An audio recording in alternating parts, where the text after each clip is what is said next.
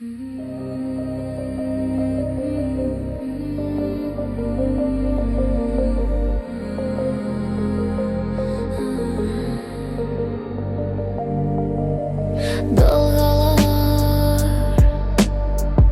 serin serin sahile vuranda döyüner yüreğim. Her akşamlar sabahla birce ömrüme gelen de getirer kederi. Uzanır ellerim ellerine çatmayanda, kesilir sabahıma her bir ümidim. Sensiz illerim bana hükmün okuyanda, yitirdim seni ebediyesisin.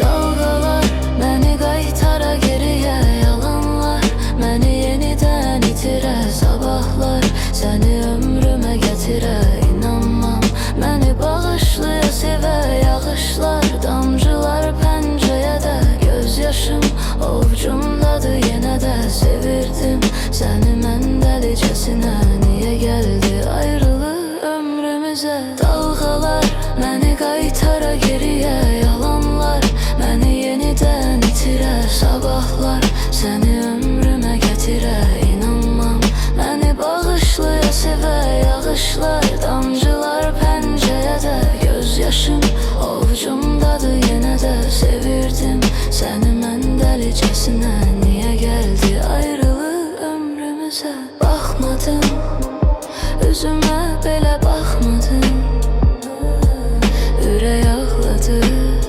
hönkür hönkür duymadın. Mənə ümid ver, bir gün öldürmə məni. Bir gün gələn bir gün gedər, inanmadın. İndi qayıtsan geriyə, bir gün qayıtsan, ellerimə bərk yapışsan, daha darıxmam, bir də darıxmam. Yenə yolları elləri gəzim tək, sensiz qollarım əllərim sən istə. Gözlərin dolmadı dolmadı gedərkən, bezmədin olmadı olmadı deməkdən.